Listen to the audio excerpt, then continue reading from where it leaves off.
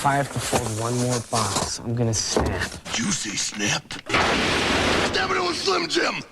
Before the invention of cardboard pizza boxes, pizzas were generally carried out in paper bags. This is a bag from 1954, and look at this guy. Look at his tiny head and his giant mustache and the weird way he holds the spatula with his giant thick piece of pizza. And look at how it kind of appears that he just set the tray down on his arm. That's how I do it. While pizza is Italian, it also has roots in the United States. Tomatoes did not exist in Italy until after Columbus discovered America. Some credit Columbus with bringing tomatoes back from the New World. Others credit this guy, Hernan Cortez. Rafael Esposito is often credited with making the first modern pizza in Naples in 1889. There is a legend about the very first pizza delivery. This is Queen Margherita of Savoy. At one point she fell ill, but wanted to taste that delicious pizza. So Raphael delivered one to her, and he designed it to look like the Italian flag. Tomato for the red, basil for the green, and mozzarella for the white. And this is where the term margherita pizza comes from. The first patent for a pizza box was filed in 1963. However, Domino's had been open for 3 years at that point, and it is believed that they had created the pizza box and had not actually filed for a patent. Domino's Pizza delivers. Quality is making it to your door. We're taking it Domino's Pizza. Here's the famous winking chef, very commonly seen on pizza boxes, especially in the 80s. Here's one of the modifications I found. Sometimes he's not winking, other times he's not giving the okay sign, because apparently this doesn't mean nice things in every culture. Here you can see a very modified version of the winking chef, but that's indeed the same illustration. According to the obituary for Gil Fox, the DC Comics creator of Plastic Man, he also drew the original winking chef. Now here's a pizza box for you. On one side it says pizzeria, the other side it says ristorante. Both of them are far classier than a regular pizza shop. Like how the window looks like it has like a ton of spittoons all the way around it. I gotta speed. I never want to miss. Look at this little guy with his weird little boots and then his face, but no head. He's got a hat and no head to surround his face. I'm a drawing him. Does he need a head? No, just the face. Who is it? It's Little Nero, sir. I have your pizza. These early pizza boxes were made out of a very lightweight cardboard. It was similar to the type that pastry shops would use to sell their pastries in. The problem was when you had pizza boxes stacked on top of each other, they would sag down and ruin the cheese. So in 1974, a man named Daniel Claudio Troglia invented these things, the little tiny pizza table. This one I like because it uses a little less plastic and then it looks like a Mercedes symbol. And Joe, you always want a Mercedes. I put it on the top of your pizza. This one just says pizza, which I think is actually confusing because this is the side that touches the box. Pizza should be written in really tiny letters on here. Commonly used as like dollhouse tables or for G.I. Joes. Look at this. If E.T. wanted to play Pac-Man, this would be perfect for him. Do you know that Pizza Hut partnered with IKEA to make a full-size version of these? So here's a more commonly seen modern box. They're corrugated cardboard, much sturdier when stacked on top of each other. Hello. Looks good. You betcha my life. And it's delicious. Look at this guy. He's just running with the pizza. Either that or somebody broke his leg. You've tried all the rest. Now try the best. It's pretty presumptuous. Here's another weird little chef about to be kicked by the boot. I guess he's throwing two pizzas up in the air at the same time. It sort of looks like two giant Pringles. When I was a kid, I always thought that he had a lasso. I mean, it made sense. He has the neckerchief like a cowboy. And as a kid, I wanted to play with a lasso. Why wouldn't I think the pizza guy wanted to play with a lasso? Don't think of it as one pizza. Think of it as one pizza and one box. What am I going to do with a box? Ever hear of origami?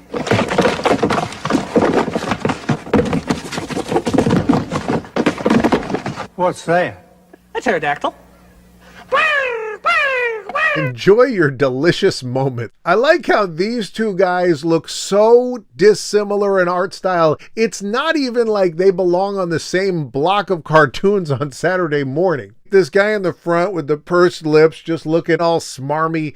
He looks kind of well drawn, kind of realistic. And then the other guy in the back is just like honk, honk. He lives in Doug Funny's town. I like how he's cutting the pizza, but he just put the roller right in the center of the pizza. Or he's placing a pepperoni with tongs. I think this guy's naked under his apron. Don't like it. Look, if you're tired of Italian chefs, Pope Francis is probably the way to go. You could eat that in church. This is the Domino's Pizza logo that they adopted in the year 1965. It had 3 dots, one for each of their locations at the time. The owner planned to add another dot for each location they added, but they expanded so quickly that he decided to stick with just the 3. As Domino's expanded, they worked with Frank Lloyd Wright's company to create a new headquarters. It was going to be leaning, and they were going to call it the Leaning Tower of Pizza. The idea was eventually scrapped when representatives from Frank Lloyd Wright's company decided that a leaning tower of pizza was not exactly keeping in the vision of Frank Lloyd Wright. However, you can view this 50-foot model of the Leaning Tower of Pizza over at the Domino's headquarters in Ann Arbor. I get Domino's from time to time. When I hear younger people say how bad it is, I'm like, oh, you have no idea. It used to be way worse. Sometimes when I order it, I get it in this weird, super classy looking box. And I know that's when I either select hand tossed or pan, but I can't tell you the difference in taste because they all taste exactly like a Domino's pizza. Congratulations, pizza maker! Here's a pizza box from Little Caesars, and I want you to pay attention to the markings at the bottom of his toga. It's an L and a C. Little Caesars pizza, tastiest in town. A winner any way you slice it, all the way around. We started out talking about pizza being delivered in bags, and that's exactly what Little Caesars did for a while. They had this kind of cardboard insert that the pizzas would be on, but that would slide into a bag. You see that it's 2 pizzas you would get. That's where the phrase pizza pizza came from. At Little Caesars, you always get Pizza, pizza. 2 great pizzas for one low price. Totino's Pizza Rolls, a product that if you eat them too quickly after they come out of the oven, they will burn your mouth off. If you wait too long, they taste kind of cold and gross. And if you eat them when they are the perfect temperature, they are delicious. But that's only happened to like one person in the history of mankind.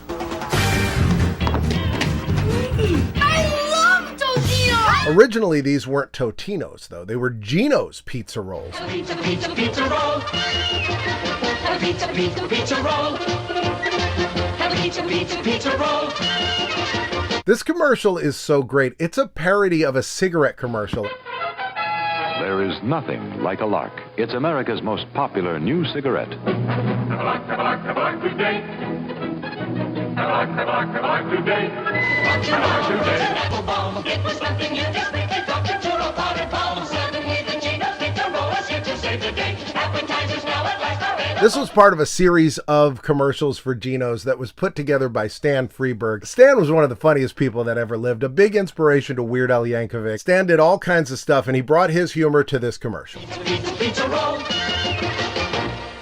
I'd like to talk to you about that music you're using. That's funny.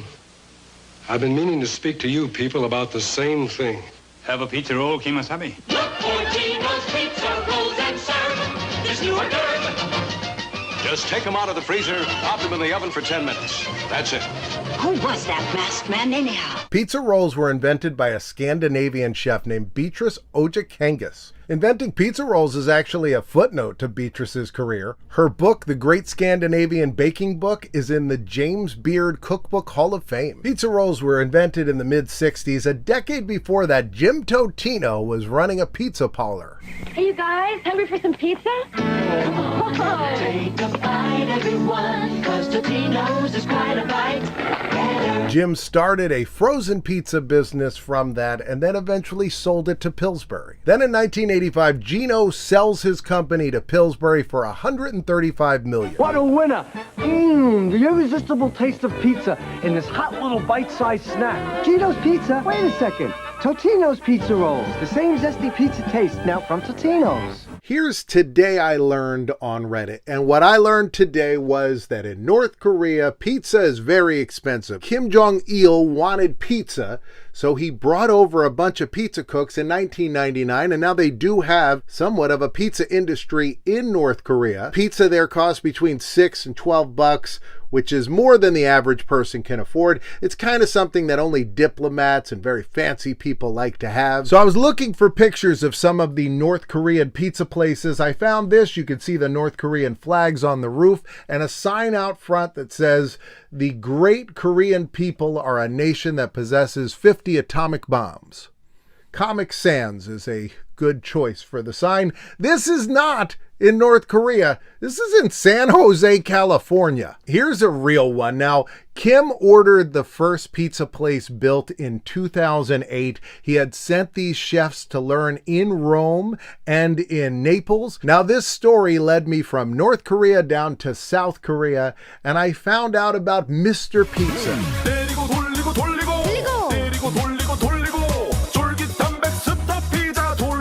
This is a giant pizza chain in South Korea. They are the first pizza place on Kazdak, which is their version of NASDAQ. They opened their first store in 1990 in Seoul, Korea, right near a women's college. And by 2013, they had over 400 restaurants in South Korea, 28 in China, they had a couple in America, and they had some in Vietnam. Now, maybe it's tied to the fact that they opened their first one near a women's college, but their slogan is love for women. 이런 사랑 말곤 없니? 피자 피자! 부럽게 다가와 쫄깃하게 감기는 이 맛은 love for women. Mr. Pizza. It looks like all of the locations in the United States have closed. They had one in Buena Park, California. I know they had one in the Westwood Mall in California. They were opening a lot out in California, a couple others throughout the country. I know there was one in New York City. They're all gone. I really love digging through the history of this pizza place. They have a very comical ad where they say that Marco Polo stole the idea of pizza from South Korea. I hate Marco Polo. He stole one of our national treasures. He stole pizza from Korea. Pizza is indeed ours. Most of the evidence has been destroyed, but fortunately, artifacts are continually being uncovered. They claim that South Korea is the birthplace of pizza, and as proof, they offered this statue. I found a piece of undeniable evidence, a Buddha from the Goryeo dynasty. Look on top of his head. What is that? It can only be a pizza box. For years, people have speculated over the meaning of the second box. I think this is the first buy one, get one free garlic bread promotions of the time. We also invented garlic bread. In 2015, they opened their 100th location in China. They're a really neat pizza place. They have very unique pizzas. Obviously, they have a lot of local culture and flavor to some of them, so they look very strange to us here. The other thing that they have is guys that flip pizza like nobody's business. Take a look at this. These are absolute pizza flipping experts. There are videos of them online where they've gone to like the Las Vegas pizza show and they've put on a show. There's other videos that you can see where they have taken an area and set up like a pop-up, and then almost like a rock star, these pizza guys come out and flip the pizzas. Now, when you go to the restaurant, they have kind of a glass window so you can watch them make the pizza, and watching these guys work is fascinating. I want to show you this ad. I mentioned how they have some local flavors in them. This pizza's got eggs on it. 살살 녹는 에그 타르트 엣지로 처음 맛보는 분노. 에그타.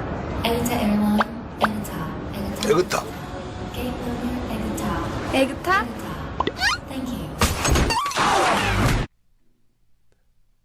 The joke is that they're passing gas.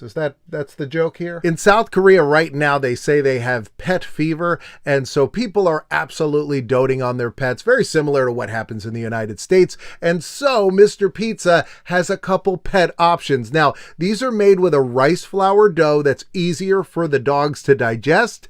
These are in 2 different varieties. These are the 2 most popular varieties for human pizza in Mr. Pizza's restaurant. You've got pepperoni, or pepperoni, and then cheese blossom steak, which I don't know exactly what it is. It looks interesting. These are made with a salt-free cheese. They've designed them in a way that they're really better for the pets. I'm sure they don't taste very good. This is Jung-Woo Han. He was the founder of Mr. Pizza. He stepped aside, though, in 2017. There were a lot of reports that he was pushing the franchisees way too hard. He was also insisting that they purchase cheese at a higher price from a relative of his. He had to bow his head in shame after he stepped down. As I was researching Mr. Pizza, I kept finding out all kinds of great things, but I kept reading such negative things about Jung-Woo Han. It actually very much hurt the chain. It's now been several years, so the chain appears to have bounced back from that. But that happened right around the time they were rolling out these restaurants into the United States. Researching Mr. Pizza was very difficult, not just because of the language barrier, but also because it's such a simple and common name for a pizza place. I kept finding unrelated things, like this pizza place is called Mr. Pizza. It's in Buffalo, New York. It's got nothing to do with the South Korean Mr. Pizza chain. I also found out about an unrelated chain called Mr. Pizza that was in Japan, but was eventually purchased by the current Mr. Pizza chain.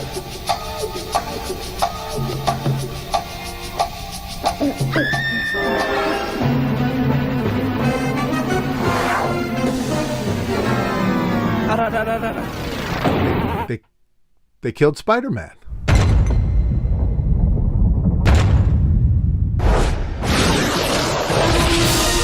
추락이 맥앤치즈 피자 출시. Mr. Donut becomes Mr. Pizza? I was very interested in what Mr. Donut was. It turns out Mr. Donut is a Japanese donut chain that started here in the United States. Buy a dozen delicious Yuletide donuts and get 50 cents off your next dozen. An American man named Harry Winkoker started the Mr. Donut chain. Now, before that, he opened his very first donut shop all the way back in 1949 in Boston. Then in 1955, Harry starts working with his brother-in-law, William Rosenberg, who had just started his own donut chain called Dunkin' Donuts. The partnership soured, and so Harry broke off to start his own chain, which he called Mr. Donut, and they expanded quickly to 275 stores across the US and Canada. And then in 1971, they expanded out into Japan.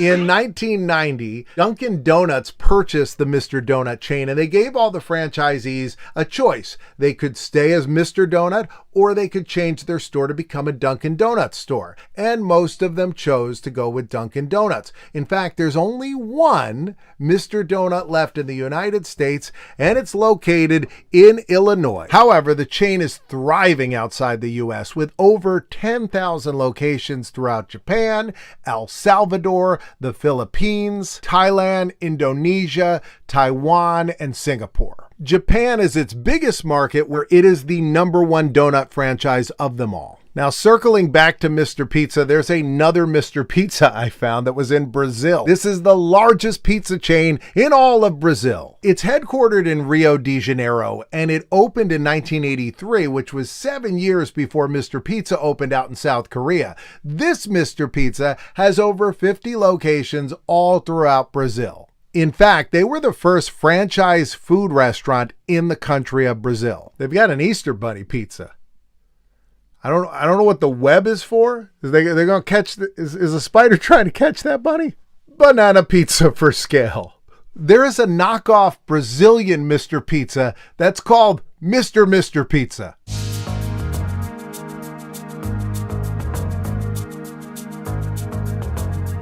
Baby, our place is phony, but we've got lots of sausage and pepperoni. Take these chicken wings. I want to show you this commercial. They really do try to appeal to women. They had this secret garden pizza, which is supposed to be more healthy. Basically, it's like you put a salad on top of a pizza. Just take a look.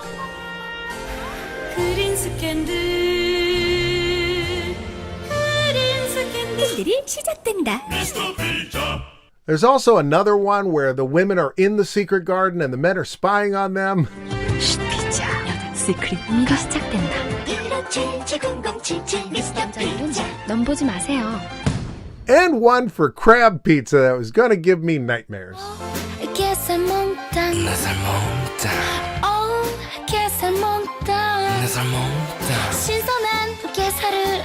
Straw hat pizza sure is good looking, but hey, look here, there's something else cooking. Hats off to a straw hat lunch today.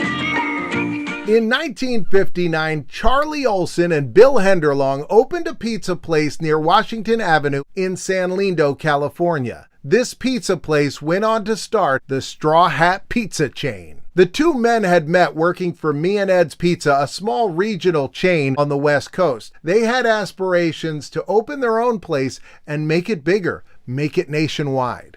The straw hat gimmick came from the hats that employees wore at Me and Ed's Pizza, as well as several other pizza places. Bill and Charlie wanted to have a name that would grab people's attention and they would immediately recognize what they were in for. Lots of pizza restaurants make lots of promises. We're speedy. We're honest. Still, the pizza tastes pretty much the same.